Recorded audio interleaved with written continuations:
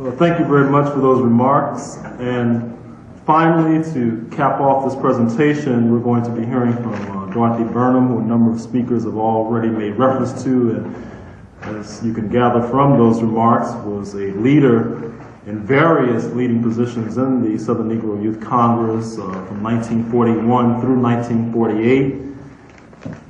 Is presently a professor and also coincidentally happens to be the mother of my esteemed colleague and co-worker, Margaret Burnham, Dorothy Burnham.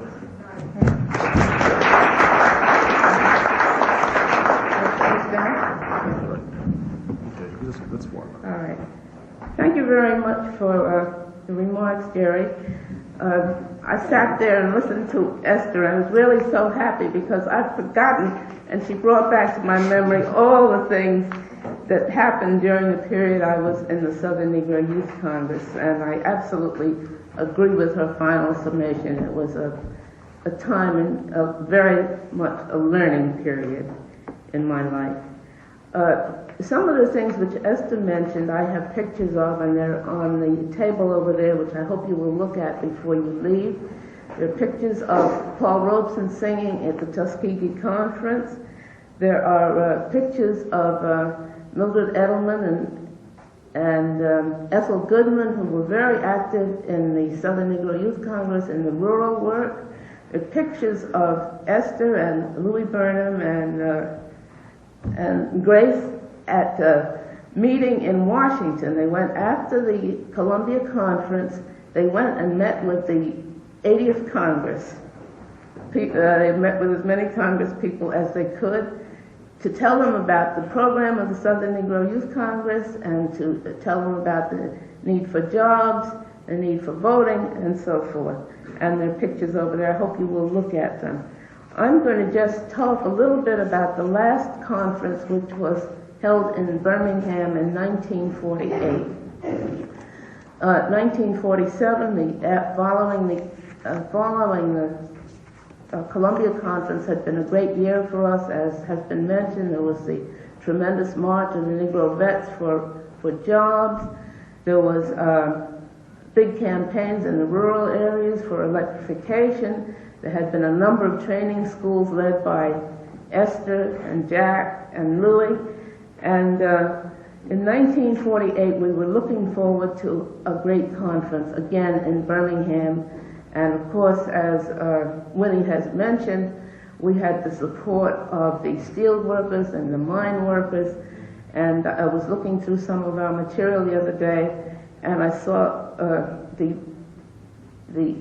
little slips that people had sent in for conferences and stamped with the United Mine Workers seal. And it was really good to see that mine workers had come from all over Alabama to all of our conferences. So that we were looking forward again to a very great conference in 1948. And a few months before the conference, the Southern Negro Youth Congress had been listed by the Attorney General's office as a Communist Front organization. And Bull Connor, who was the police commissioner then, as later, came out with a statement that he was going to start arresting communists, and no communists would be meeting in Birmingham, and he was supported by Commissioner Mayor Green. Our conference was to be held in April to May 2nd in 1948. And a few weeks before the conference, the Birmingham Post, there were only, I think there were 2 papers in the city, the Birmingham Post came out with a story that the communists were celebrating May Day in Birmingham by holding the Southern Negro Youth Congress. And of course, this started the whole ball rolling.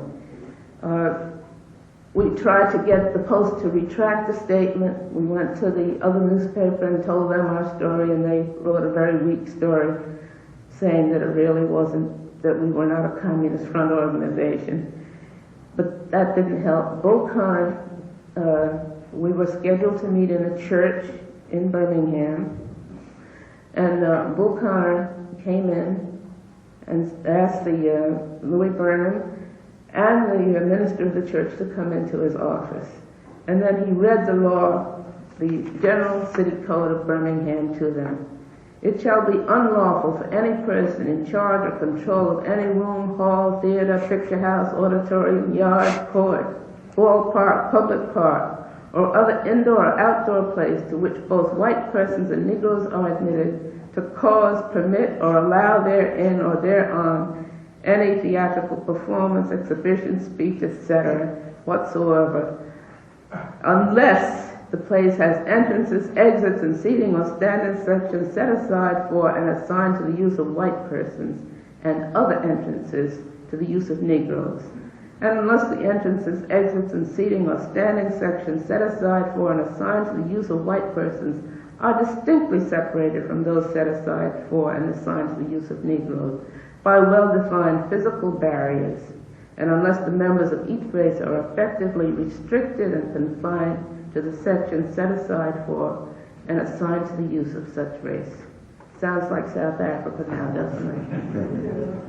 Well, these were read to Louis Burnham and to the minister, and the minister was asked to stay a while after Louis Burnham left, and the minister came to the office later and said, "Well, I'm sorry, I don't think you can have our church for the meeting." Well, we called the advisory board together, and some of them were a little shaky. Among the people on the advisory board was the head of the Masons, and the Masons, of course, had their hall, and we said, "Well, can we have your hall?" And he said, "Well, I've got to talk to other people about it." And of course, Bull Connor got to him, and we never got the Masons' hall. And it was getting closer to the time of the meeting, and we had our invited speakers. And what happened was another minister offered his church. And as soon as he offered his church, he was called in by Bull Connor, and again, the church was pulled out from under us. And by this time, people were arriving for the conference. And a young minister, Reverend Herbert Oliver, he was a young minister, he was in his early 20s, came to us and he said, "You can have my church for the meeting." And we accepted the church, and he put up a sign, you know, one entrance white and one black, and he took the door down and put it in between the aisles so that we would try to meet the rules of the city ordinance. And of course, what happened was people came, and there was a very enthusiastic crowd, and they were led by Miranda Smith, who had helped organize, at this time was head of the Tobacco Workers Union. And we had to sing to keep up our spirits. But the police came in and arrested 4 people. They were let out on bond. Meanwhile, one of the speakers we were expecting to the meeting was Glenn Taylor, Senator Glenn Taylor, who was at that point the vice presidential candidate on the Wallace ticket. And as Glenn Taylor came in for the evening meeting, he was arrested. And of course, then it went on national television. But subsequently, everybody stayed for the meeting. I can say this, and not only did everybody stay, but large numbers of people from the Birmingham area came and stood outside and came into the meeting, so that we had support from all the large numbers of working people, the steel workers and the miners who have been supporting us all along. I must say that some of the ministers and some of the people on the advisory board got a little weak at that point and a little shaky. However, the meeting went on to the credit of the people who were behind us. We had a very wonderful meeting, and they told Reverend Oliver, "Don't be afraid. If you need to, we'll build you another church," because we had also, of course, been threatened by Bull Connor saying, "Well, if you have this meeting, the Klan will come in," and everyone was, told that the Klan would come in. But fortunately, there were very strong people there, and all of them stayed, and we had a very great conference. And that was the last conference of the Southern Negro Youth Congress.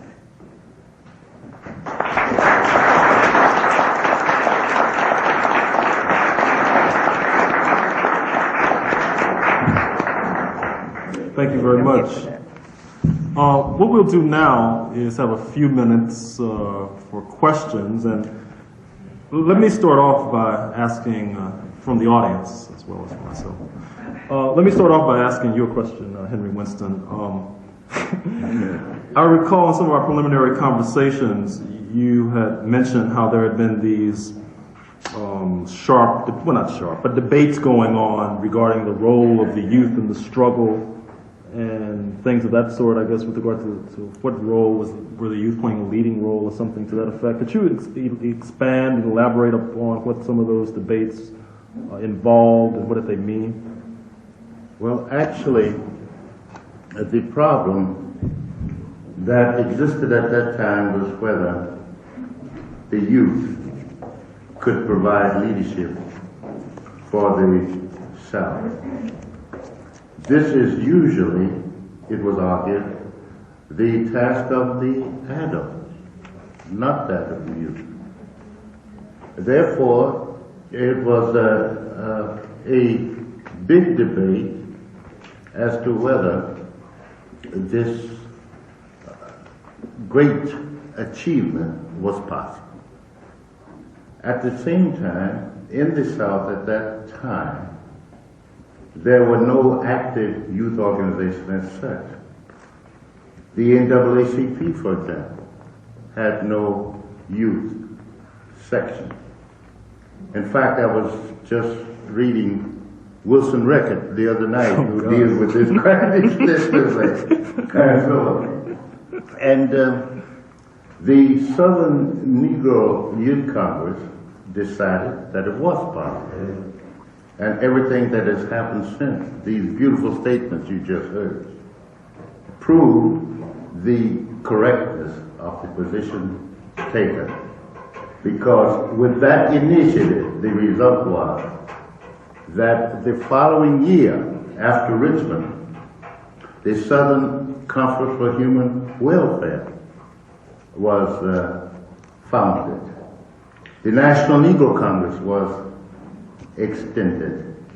Progressivism began to reach the South and to bring into action liberals within the South, etc. Primarily those New Deal forces there who united in the fight against DuBois and the likes of DuBois in the southern part of the country. The question is that in areas like this, the student youth took the lead. Mm-hmm. Thank you very much. Mm-hmm. James Jackson, let me ask you, it's often said that, and I guess there have been a few studies on this point, that blacks tend to be less anti-communist than the rest of the U.S. population. And I would assume that you would agree with that based upon your experiences with the Southern Negro Youth Congress. And if you do, how would you tend to explain this phenomenon, if you see it as being accurate? This contemporary mania of anti-communism is not a long historic presence in the experience and the reaction of Americans in general and black Americans in particular. We can date it back to 1950, the Boston Convention of the NAACP was the first time on record where a organization of concern with black equality and Afro-American freedom and advancement ever introduced the concept of screening for ideological purposes. And this was induced by a social democratic influence that unhappily had been brought in by Walter Reuther, who supported the NAACP had the United Auto Workers support the NAACP, but at the same time introduced the concept of ideological alienation and separation of tendencies, and introduced into the black movement this concept of anti-communism. Now, of course, anti-communism has its class roots, and it is generated on a foundation of upper-class material interests. But as you know, the black upper class, as Ralph Bunche in the Enlightened Moment said, is more a wish, a hope, and a caricature than money in the bank, bona fide capitalists and monopolists. They don't run railroads, they don't own airlines, they don't own banks of substance. In any event, it is more a state of mind identification with the goals of the rich in the main than being actually rich. So anti-communism is a superficial phenomena that has no roots in black life. Blacks traditionally have knocked on every door, seeking the opening to social progress. And what black leader has not been at the apex of his effectiveness dubbed a radical, a communist of some sort, going back to Frederick Douglass, to W.E.B. DuBois, to all those who have left their mark along the way of the rocky road of struggle for black freedom and emancipation. Have been dubbed communists, radicals, until it is a badge of honor, and one has to look with some suspicion at the track record of those who are pristine pure from the charge of being a communist. W.E.B. Du Bois was memorialized by Martin Luther King in the last speech he made formally. It was at Carnegie Hall for Freedom Ways, the magazine. Esther Jackson is editor of one of the editors. And Martin Luther King said at that occasion that a people cannot be free, in effect, if they divorce themselves from a Paul Robeson, from a W.E.B. Du Bois, on the grounds of ideological distaste, and that such figures as, for example, as Pablo Neruda was a communist, a member of the Senate of Chile, but also the most famous poet of Latin America, a Nobel Prize person. And the culture of Chile would be much diminished if it wasn't for Pablo Neruda's role in the construction of that culture. And so, Paul Robeson, Du Bois, the men of genius, men of unmeasurable talent, how impoverished would our culture be without them? And certainly black people will never divorce themselves from the Du Bois, and yes, the Winstons, the Burnhams, and so forth. Thank you.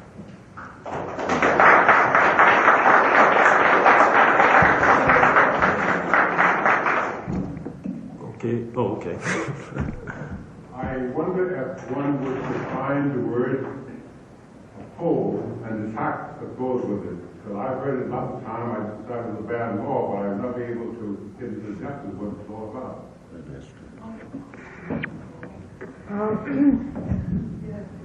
Well, in order to vote in the South, you had to pay a certain amount of money when you registered to vote.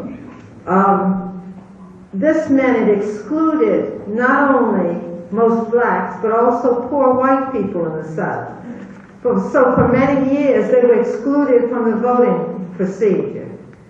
The grandfather clause was another method. It meant if your grandfather didn't vote, you did not have the right to vote. Of course, this covered most Afro-Americans in the South.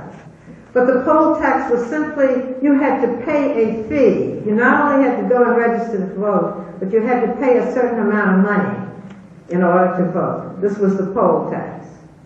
Somebody else wants to speak on that further. That's Okay. it. Yeah. That's it. Oh, go ahead. I have two questions for the panel. First of all, do you have any idea of the various factors that led to the demise of SNYC? And the second question is, do you have any specific evidence that some of the local chapters continued, possibly under another name, after 1948?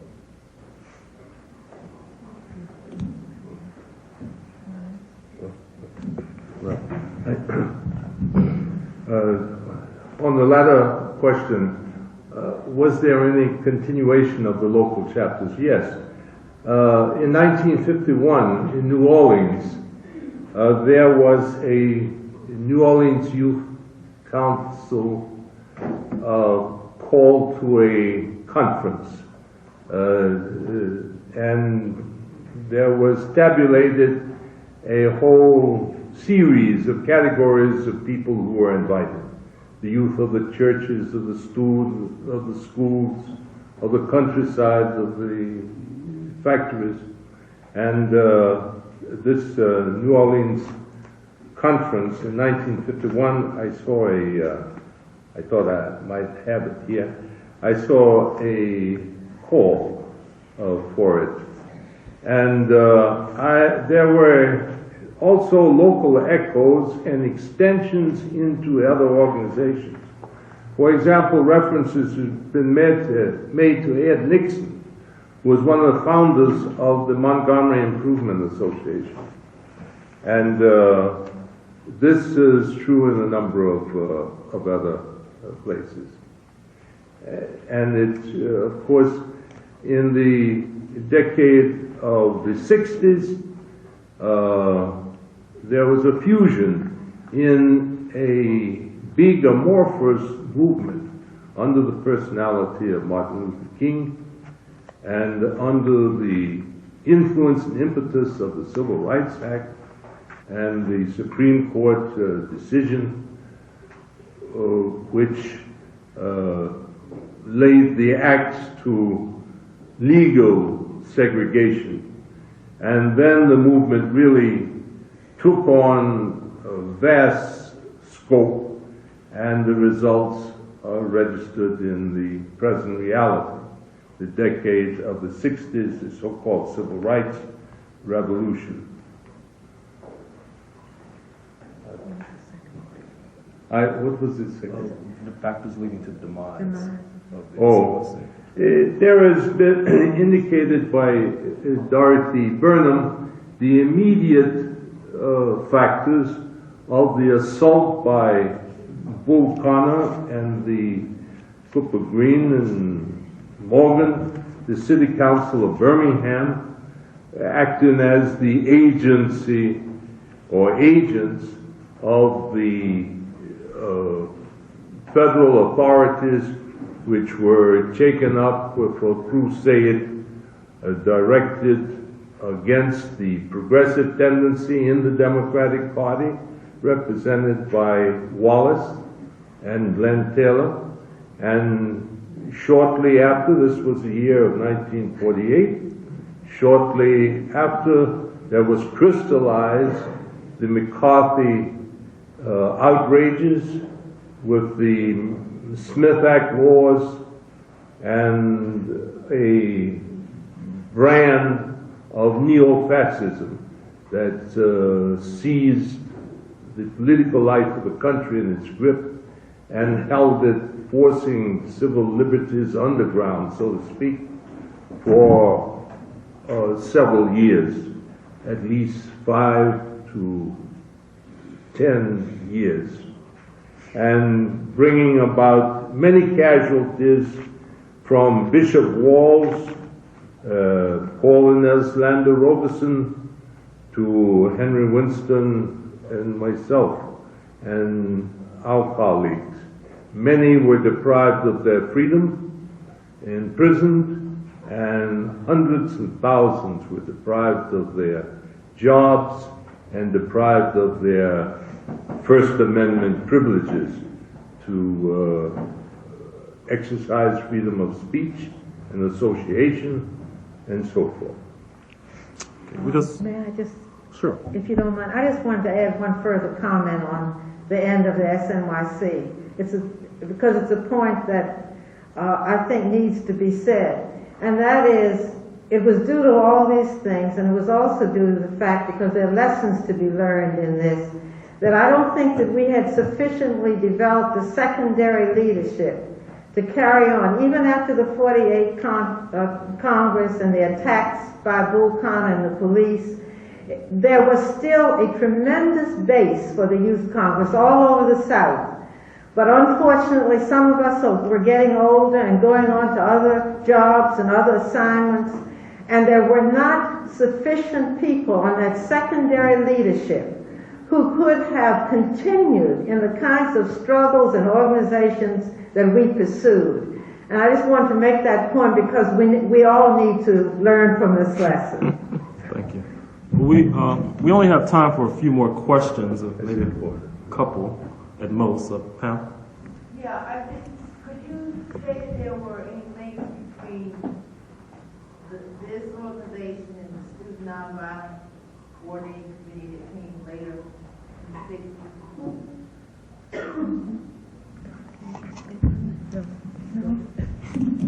Ideologically and practically, yes. If you notice that SNYC in program adopted precisely some of the basic points that the Southern Negro Youth Congress set out to adopt. Their orientation, for example, on the black belt was borrowed from their concept of what the SNYC said and did. Only this was distorted